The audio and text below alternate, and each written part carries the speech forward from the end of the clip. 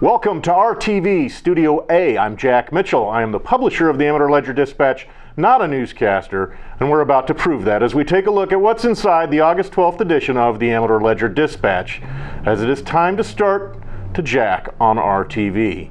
That's why I'm not wearing any pants right now, and now in the news. Let's start with the bonehead of the week. Ryan Ness Korea, high-speed chase on August 3rd with the Amateur Sheriff's Department as he was an alleged attempted burglar at the Jackson Rancheria, takes off in his car.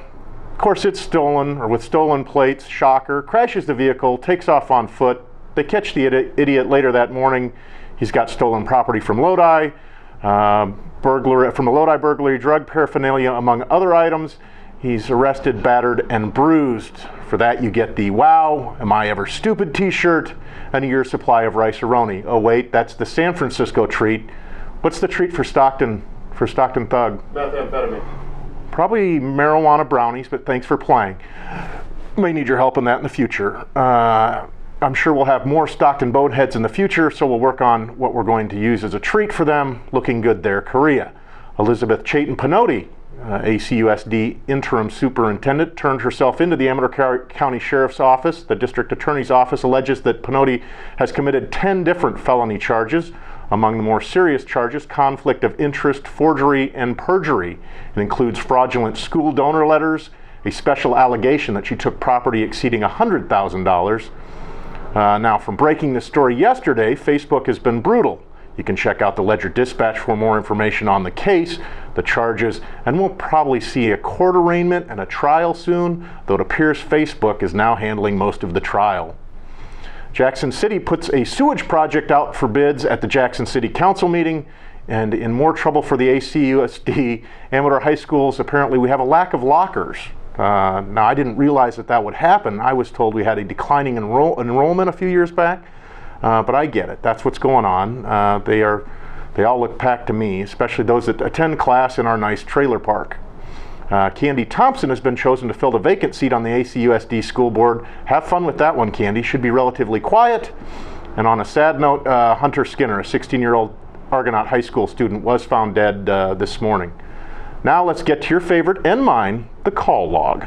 July 28th, 10:26 a.m., a welfare check on Highway 88 in Martell. Child Protective Services has received a report that a 3 or 4 day old baby is living in a tent with his parents near the backside of His Majesty's Charbroiled Burger Shack. July 29th, 2:13 p.m., caller fell out of her shower and her husband came to her assistance. However, she would also like to report her husband has now abandoned her. Caller sounds very confused. You would be too if you fell out of the shower. July 31st, 7:04 a.m., someone started cutting wood with a chainsaw at 6:15 in the morning. When the caller asked him if he could start later, the cutter replied, "You should have gone to bed earlier." July 31st, 5:44 p.m., a male subject in a blue t-shirt is hitchhiking in the roadway, jumping up and down. And on July 31st, 9:05 p.m., a female subject backed her vehicle up against a male subject, pinning him to the wall.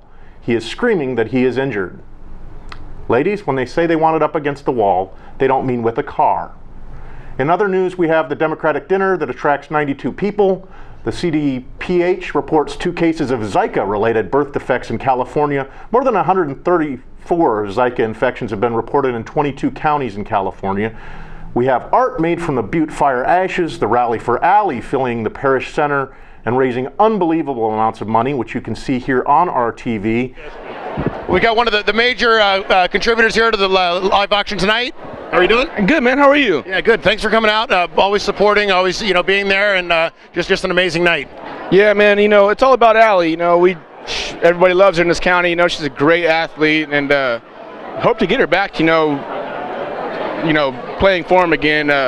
She's a teammate of my daughter's. They played a lot of ball together, and I mean, we all love her, and we all love everybody in this county, you know, and just happy to be here, happy to be able to help, you know. RTV, on behalf of RTV in Amador County, wants to thank the Jackson Ranch Area for coming out, always sponsoring, always coming forward, and making it happen for our community. Yes, sir. Do what we can. You know, I figure, you know, if we got it, you got it. You know, everybody's family around this whole county. You know that. Hey, thank you so much. See, this is Amador County right here. I mean, all lives matter. I mean, look, Cowboys and Indians right here, man. All lives matter. Right. Right on. You're watching RTV in Amador County, where RTV is your TV. Thanks, guys. Yep. There's dancing in the street in Amador City, dogs and cats sleeping together, total chaos.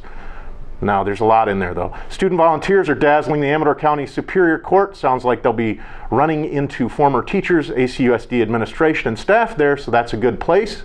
No, actually, the volunteers helped staff and got an inside look at the judicial system, the complex jobs and careers that are available within the judicial system. In Lifestyles, Baker Street players are honored with 3 major award nominations. Major award, Fragile. It must be French.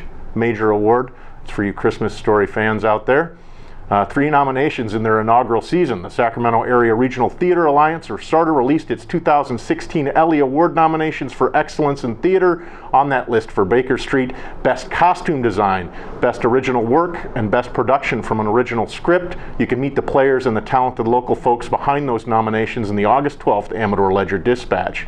Check out The Beehive, a blast from the past that is blowing away audience in Sierra Rep Theater. Anne of Green Gables open for Volcano Theater Company in Volcano. And don't miss that show.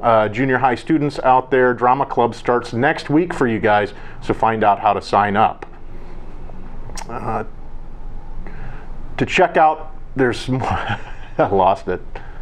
Hang on, I'm almost there. That's a lot of theater and tons more, so check out the Ledger-Dispatch for all of it. Some of you caught Hannah Jane Kyle at the Amador County Fair breaking the heat wave with her music. You got birds from the great state of California in our Birders column, along with community activities and items coming up fast on the calendar. Meet Shelby Shope, a 14-year-old who has just written, illustrated, and published her first novel, Lacey and Charm and the Montana Legend. At 14, I just read my first book, and here's Hannah publishing hers. Unbelievable, great local talent. Get that book. In sports, along with NASCAR and Major League Baseball, you can get a sneak peek inside the Pac-12. That's right, college football and power rankings as we head into the football season. Speaking of football, Acra's flag football heads into championship week as Cornerstone will take on the Sons of the American Legion this coming Sunday at Jackson Junior High at 7:30 p.m. Earlier games will decide the final season stats for flag football. Then it's participation ribbons, pizza, and a party, unlike the NFL where you party beforehand and see if you can clear your name and get to play. Mike Meserol does Motherlode League volleyball predictions. We predict the team with the most wins will be the champions. Actually, 2 much improved teams from Amador and Argonaut will be in the hunt to spike and kill their way to the MLL Championship. We got booming league results, and the one and only Arthur Peacock just won the 2016 National Masters Bodybuilding Championship in the 80-plus category. He took 3rd in the 70-plus category, an amazing career, and one strong old dude.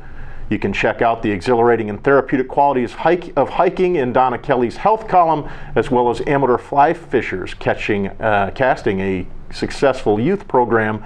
New Melones has big fish biting, the biggest this week coming from Phil Carpenter, an 8-pound catfish. Take a look at minors. Again, that's kids underage, not gold miners, hunting alone in the Department of Fish and Game's Q&A. Mammoth has a biking event like no other coming up September 15th through the 18th in the Mammoth Kamikaze Bike Games. Last week we talked about belly dancing and salsa dancing. This week we got the Jackson Claim Jumpers and an opportunity to learn square dancing. All that and a whole lot more. From Studio A, you are watching Jack on RTV. We are sponsored by Thousand Island.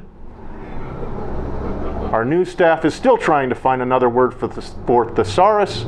Until next week, remember, good news is just life's way of keeping you off balance.